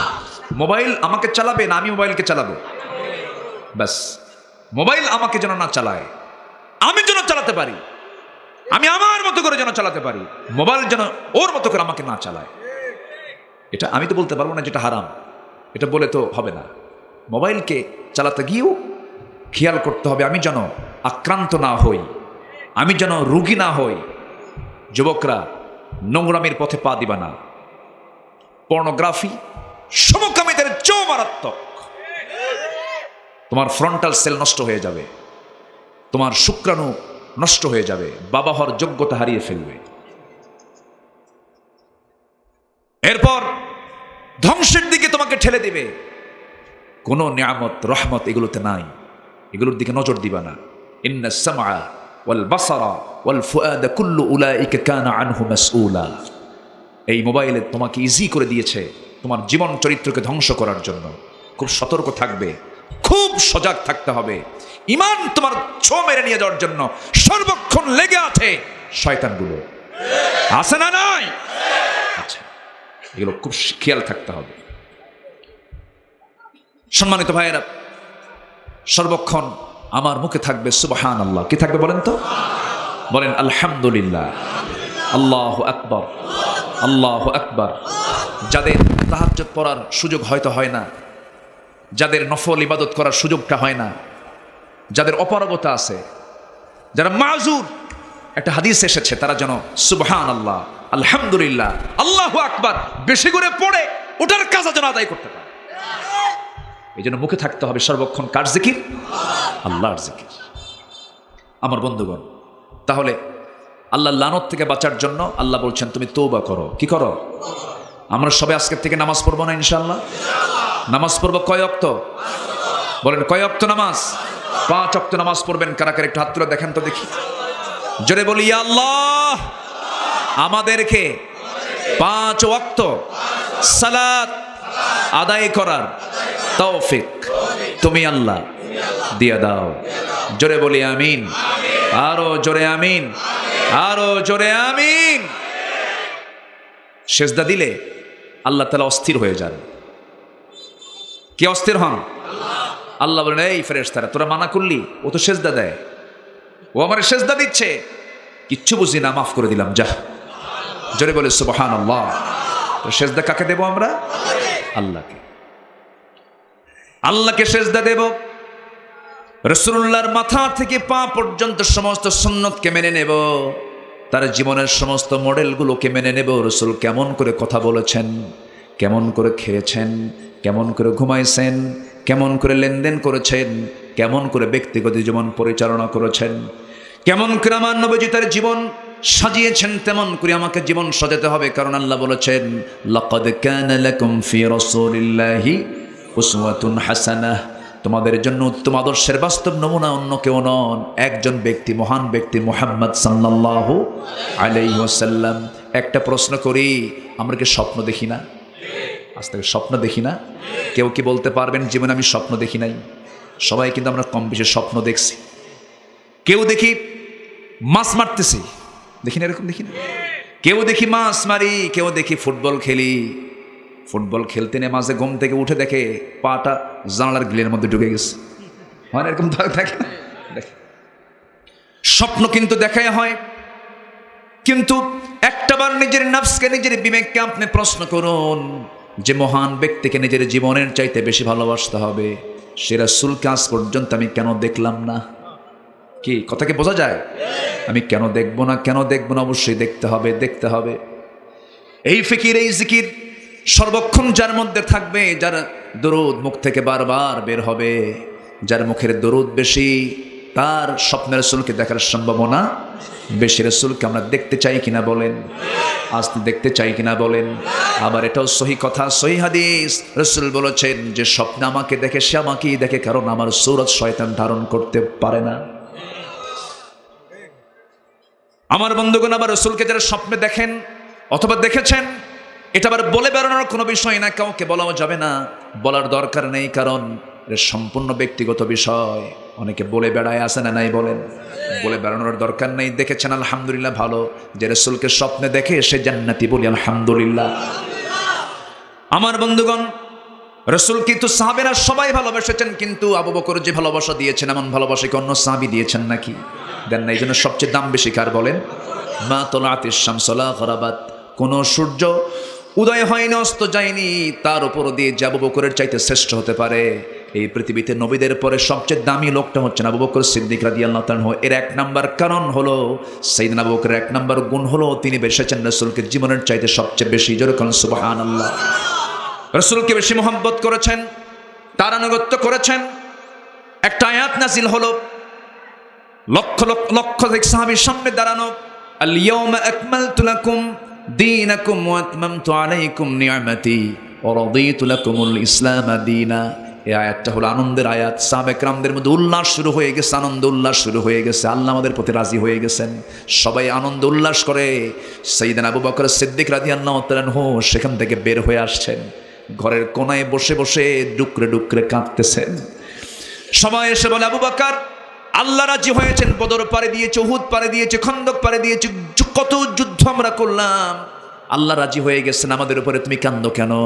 তিনি বলছেন, শোনো, তোমরা আনন্দ উল্লাস করছো ভালো কথা, কিন্তু আমার কান্না করার হেতু হলো, আমার কান্না করার কারণ হলো, দাওয়াতি কাজ তো শেষ হয়ে গেছে, দিন পরিপূর্ণ হয়ে গেছে, কিন্তু আমার প্রাণের চেয়ে প্রিয় রাসূল তার থাকবেন না, রাসূল দুনিয়া থেকে বিদায় নেবেন। দেখেন, এই চিন্তা কিন্তু সবার আসে নাই, এই চিন্তা কিন্তু সবার আসে নাই। সবাই আনন্দ করতেছে। সাইয়েদনা আবু বকর কান্নাকাটি করছেন, রাসূলকে কি পরিমাণ তিনি ভালোবেসেছেন। এমন একজন সাহাবী ছিলেন জাবির রাদিয়াল্লাহু তাআলা আনহু। আমার নবীজি দুটো জায়গায় খাবার না পেয়ে খুব কষ্ট পেয়েছেন। রাসূল কিন্তু এমন আচরণ কখনো করেন নাই, খাবার আছে খান নাই তা কিন্তু না, খাবার নাই খাবেন কি, এই জন্য খেতে পারেন নাই। আপনার পোশাক আছে আপনি পরবেন না কেন? আপনার খাবার আছে আপনি খাবেন না কেন? খাবার রেখে না খেয়ে থাকা যাবে? কিন্তু যখন আপনি খাবার পাচ্ছেন না, ধৈর্য ধরবেন। আমার নবীজি খাবার পান নাই, দুই জায়গায় সবচেয়ে বেশি কষ্ট পেয়েছেন। এক নম্বর হলো মক্কার মাটিতে যখন তিনি দাওয়াত দেওয়ার সুযোগ পেলেন না, তায়েফে চলে গেছেন, সেখানে তিনি খাবার পান নাই। 3টা দিন 3টা রাত নবীজি না খাওয়া ছিলেন, এই একটা ক্ষুধার যন্ত্রণা হয়েছিল। আরেকটা জায়গা হলো খন্দকের পরীক্ষা খনন যখন তিনি শুরু করবেন, সাহাবায়ে কেরামকে বললেন, সাহাবীরা, বদরে যুদ্ধ করতে গিয়ে সমস্ত অর্থগুলো শেষ হয়ে গেছে, উহুদ যুদ্ধে 1 বছরে যেতে না যেতে অর্থগুলো শেষ হয়ে গেছে। যে দেশের যুদ্ধ বেশি লেগে থাকে সেই দেশের অর্থনীতি কি ঠিক থাকে নাকি? রাশিয়া ইউক্রেনের অবস্থাটা কি বলেন? আমার বন্ধুগণ, নবীজি মদিনায় চলে আসছেন, বদর যুদ্ধ, উহুদ যুদ্ধের পরে খন্দকের যুদ্ধ, কিচ্ছু নাই, খাদ্য নাই, টাকা নাই, পয়সা নাই। আমার নবীজি নিজে সাহাবায়ে কেরামকে বলেন, সাহাবীরা, সালমান ফার্সি পরামর্শ দিয়েছে আমরা 3 মাইল লম্বা খন্দকের পরিখা খনন করব। আমরা রাসূল নিজে সবার আগে কোদাল হাতের মধ্যে নিয়ে বলছেন, সাহাবীরা আমরা কোদাল মারবো, কোদাল মেরে মেরে আমরা পরিখা খনন করবো। রাসূল সবার আগে হাতে নিয়েছেন কোদাল। রাসূল কাউকে মারতে আগে দেন নাই, রাসূল আগে মেরেছেন, শুরু করেছেন। কোদাল মারতে মারতে 1 দিন 2 দিন 3 দিন 4 দিন, হাদিস এসেছে টোটাল 4টা দিন 4টা রাত খাবার না পায়া, পানি না পায়া রাসূল পেটে পাথর পর্যন্ত বেঁধেছিলেন। এই 4টা দিন পেটে পাথর বাঁধা রাসূলের, কিন্তু পুরো কাপড় ছিল, কেউ টের পায় নাই, কোনো সাহাবী টের পান নাই। কিন্তু একজন সাহাবী টের পেয়েছেন, তার নাম হলো জাবির রাদিয়াল্লাহু তাআলা আনহু। তিনি কাছে গিয়ে কানে কানে বলছেন, হুজুর আপনি কাউকে টের পেতে দিচ্ছেন না, কিন্তু আমি কিন্তু টের পাইছি, আমি কিন্তু বুঝতে পারছি। রাসূল বলছেন, কি বুঝলা বলো? হুজুর আপনি পেটে পাথর বেঁধেছেন, ক্ষুধার যন্ত্রণায় আপনি ছটফট করছেন। আমার নবীজি বলছেন, জাবির রে, তুই তো আমাকে খুব ভালোবাসিস, সেজন্যই তুই আমাকে টের পাইলি, কেউ তো আমার এটা লক্ষ্য করলো না। রাসূল মুস্কি মুস্কি হাসি দিচ্ছেন, ক্ষুধার পেটে, কিন্তু নবীর মুখে হাসি কখনো বন্ধ ছিল না। এবারে বলছেন, হুজুর চিন্তা করবেন না, আমি বাড়ি যাচ্ছি, দেখি কি ব্যবস্থা করা যায়। আচ্ছা ঠিক আছে যাও, ক্ষুধা লাগছে তো, মানুষ তো আমার নবী। চলে গেলেন তিনি বাড়িতে। বাড়িতে গিয়ে বউকে বলছেন, শোনো ছোট্ট একটা ছাগল আছে, জব করে, জব করলেন। জব করার পরে বলছেন, বউ আমার, এই ছাগলটা সুন্দর করে রান্না বান্না করো, নবীর প্রিয় খাবার ছাগলের গোশত, আর সুন্দর করে কিছু রুটি প্রস্তুত করো। সুন্দর করে বউকে দায়িত্ব দিলেন, রান্না বান্না কমপ্লিট হয়ে গেছে। নবীর কাছে এসে বউ শিখাই দিয়েছেন জাবিরকে, জাবির শোনো, ছোট্ট ছাগল, বেশি লোককে বললে তো রাসূলের পেট ভরবে না, কয়েকজন সাহাবীকে আস্তে করে নিয়ে চলে আসবা, শত শত সাহাবী আসলে তো সব শেষ হয়ে যাবে। আচ্ছা ঠিক আছে। নবীর কাছে গিয়া কানে কানে জাবির বলছেন, ইয়া রাসূলুল্লাহ, সম্পূর্ণ রান্না বান্না কমপ্লিট হয়ে গেছে, চলুন না আমাদের বাড়িতে যাই। নবী কি একা যাওয়ার মানুষ নাকি? এমন নেতা কি আমার রাসূল নাকি? সঙ্গে সঙ্গে দাঁড়িয়ে গেলেন আর বললেন, ও সাহাবীরা, তোমরা কি জানো জাবিরের বাড়িতে আমাদের সবার দাওয়াত? যখন সুবহানাল্লাহ। সাইয়েদনা জাবির মাথায় হাত দিয়ে বলছেন, হুজুর কাম তো সারা, আমি কেমন করে মেহমানদারি করব, আমি কেমন করে মেহমানদারি করব হুজুর? রাসূল বলছেন, জাবির চিন্তা করো কেন, বান্দা যার রিজিকের দায়িত্ব তার। জোরে বলি সুবহানাল্লাহ। বান্দা যার রিজিকের দায়িত্ব তার। সাইয়েদনা জাবির চলে গেছেন বাড়িতে। বাড়ি থেকে বউকে বললেন, বউ বললেন, আপনি কি কানে কানে বলেন? বলেছি, কাম হয় নাই। রাসূল হাটে হাড়ি ভাঙছেন, রাসূল হাটে হাড়ি ভেঙে ফেলেছেন, কি করব এখন বলো? এবার বউ মুস্কি হাসি মেরে বলছেন, নবীর মুখ থেকে যখন কথা বের হয়েছে, চিন্তা করো না, বান্দা যার রিজিকের দায়িত্ব তার। বউটা দেখেন আবার কেমন ইমানদার, যার বউটা ইমানদার সে যে কত বড় ভাগ্যবান। আল্লাহ তুমি সবার বউকে ভালো বানায় দাও। এই যারা বিয়ে করো নাই তারা আমিন কও কেন? হবে তো একদিন, ভালো বউ যেন হয়, জোরে বলি আমিন। ভালো বউ হওয়ার জন্য নিজে ভালো হওয়ার দরকার আছে না নাই? আমার নবীজি সাহাবে কেরামকে সঙ্গে করে নিয়ে রওনা দিয়েছেন। ছাগল হলো কয় কেজি? একটা 6 কেজি, 5 থেকে 6 কেজি ওজনের ছোট্ট একটা ছাগল। চলে গেছেন 600 সাহাবী। সুবহানাল্লাহ বলবেন না? বউটা বলে ফেলতেছেন, স্বামী আমার চিন্তা করেন কেন, বান্দা যার রিজিকের দায়িত্ব তার, কোনো চিন্তা করবেন না। দেখবেন অনেক বাড়ির বউ আছে এত ভালো ভদ্র, মেহমান আসলে পরে খুব খুশি হয়ে যায়। আবার অনেক বাড়ির বউগুলো আছে মেহমান আসলেই খালি কন কি করে। এমনটা করা ঠিক না। মেহমান আছে যার ঘরে রহমত আছে তার ঘরে, যে বাড়িতে মেহমান থাকবে সেই বাড়ির প্লেটে কোনোদিন খাবার কি শেষ হবে না। জোরে বলি আলহামদুলিল্লাহ। মেহমান যার বাড়িতে বেশি, বরকত তার ঘরে বেশি। আমার নবীজি মেহমান ছাড়া বসতেন না। জাতির পিতা ইব্রাহিম আলাইহিস সালাতু ওয়াস সালাম মেহমান ছাড়া বসতেন না। মেহমানকে খাওয়ায়া দেওয়ার পরে খেতেন। আমার রাসূল মেহমানকে খাওয়ায়া দেওয়ার পরে খেতেন। আমার নবী মেহমানকে খুব ভালোবাসছেন এবং শর্ত জড়িয়ে দিয়েছেন, মান কানা ইউমিনু বিল্লাহ ওয়াল ইয়াউমিল আখির ফালইকরিম দাইফা। সেজন্য মেহমানকে সম্মান করে যে ঈমান রাখে। মেহমানকে কখনো ছোট করতে নেই। মেহমানকে যে ছোট করে আল্লাহ তাকে ছোট করে দিবেন। মেহমানের সঙ্গে মেহমান যদি একটু ভুলও করে তবুও তাকে ক্ষমার দৃষ্টিতে দেখতে বলেছেন মুহাম্মদ সাল্লাল্লাহু। আর মেহমান তো মেহমান। আরবদের ওরা জাহেল হোক, ওদের মধ্যে একটা কালচার ছিল, বাবার খুনি যদি ওই বাড়িতে যেই বাড়ির লোককে খুন করা হয়েছে তার সন্তানের কাছে যদি আশ্রয় নিয়ে বলতো আমি তোমার বাড়িতে আশ্রয় চাই, মেহমান হতে চাই, ক্ষমা করে দিত। জাহেল হোক, কিন্তু ওদের মধ্যে এই গুণটা ছিল। এক সাহাবীর বাড়িতে 3 মাস বাজার নাই। কয় মাস? 3 মাস। বউ বলতেছে স্বামী বাজার নাই, আপনার কাছ থেকে কিছু কয়েন জমা করে এই যে এতগুলো টাকা জমা করছি, একটু বাজার করে নিয়ে আসেন। তো বাজারে গেছেন, জোরের আজান হয়ে গেছে। আজান শুনলে নামাজ আগে না বাজার আগে? নামাজ পড়া শুরু করছেন। রাসূল নামাজ পড়ায় ওয়াজ শুরু করছেন। আসর হয়ে গেছে, মাগরিব হয়ে গেছে, আর বাজার হয়নি। এশার নামাজ পড়ে আসার সময় রাসূল বললেন, ও তালহা, একটা মেহমান তুমি নিয়ে যাও। কেন? এই মেহমানটা আমি বন্টন করতে পারিনি, সবাই সবার ঘরে দিয়ে দিছে, তুমি এই মেহমানকে নিয়ে যাও। কাচ্চা হুজুর আপনি যখন বলছেন আমি নিয়ে যাচ্ছি। উনি কিচ্ছু বলেননি রাসূলকে, বাজার নাই অথবা বাজার আছে কিছু বলেননি, নিয়ে চলে গেছেন। দরজায় ডাক দিচ্ছেন, বউ আমার দরজা খুলো।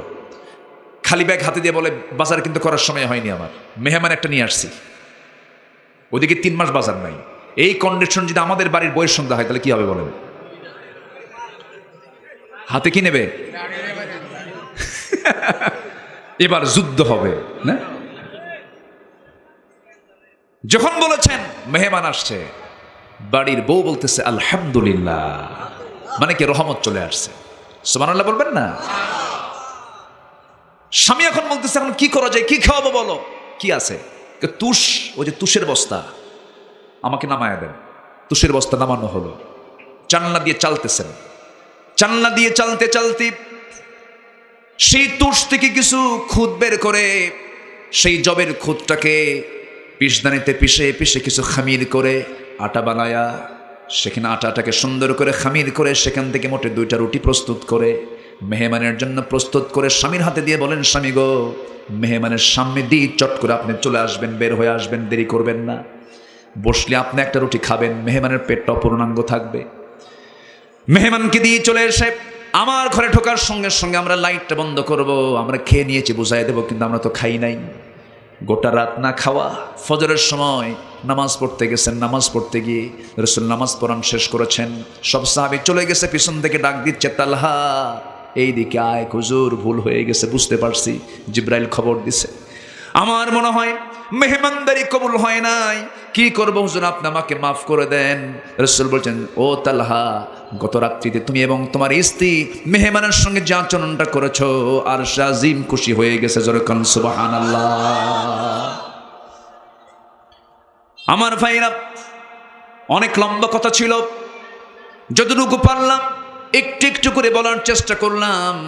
আমার বন্ধুগণ, জাবির রাদিয়াল্লাহু আনহুর কথাটা বলেই আজকের মাহফিলের শেষের দিকে আস্তে আস্তে চলে যাব।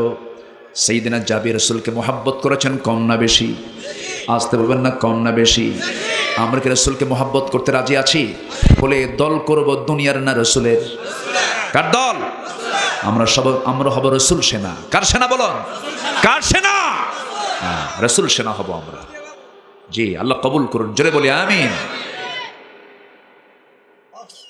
জাবির রাদিয়াল্লাহু তাআলা আনহু ভেতর থেকে বাইরে বের হচ্ছেন। রাসূল বলছেন, জাবির, তোমার বউকে আমার সালাম জানায় দাও।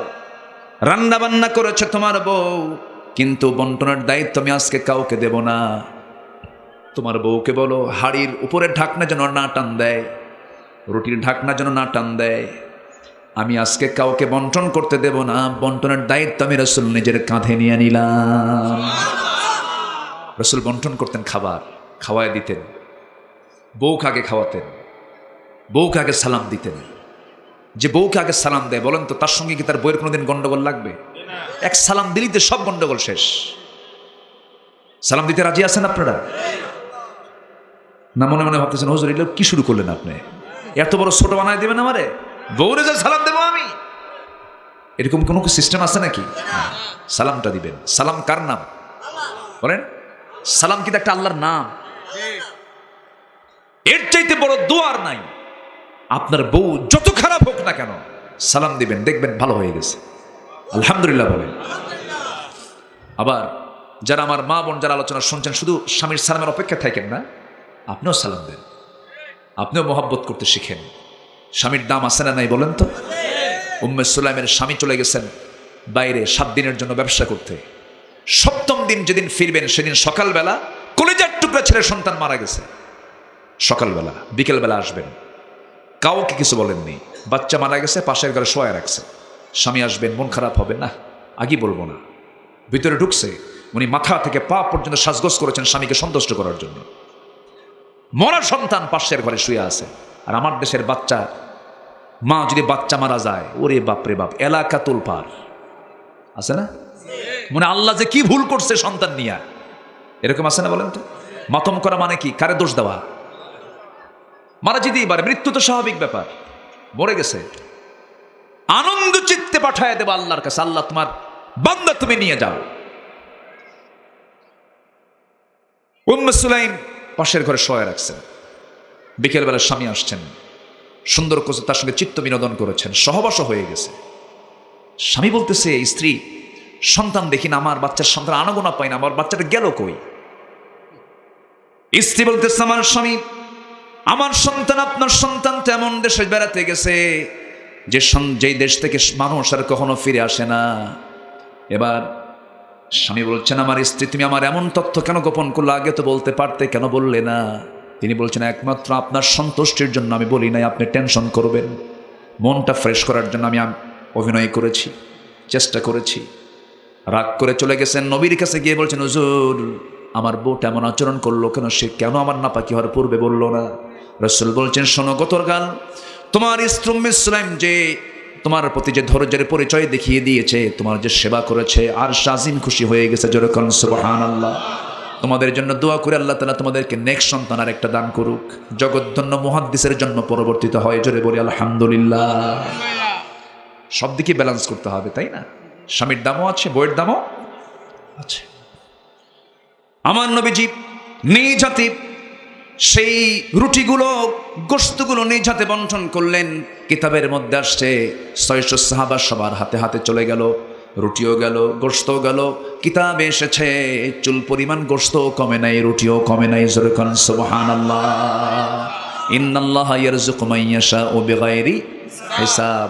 আল্লাহ যাকে চান হিসাব ছাড়া সম্পদ দেন, রিজিক দেন। রিজিক দেন কে? আল্লাহ তাআলা। জিকির করি লা ইলাহা, আর জোরে লা ইলাহা সুবহানাল্লাহ ওয়ালহামদুলিল্লাহ লা ইলাহা ইল্লাল্লাহু মুহাম্মাদুর রাসূলুল্লাহ সাল্লাল্লাহু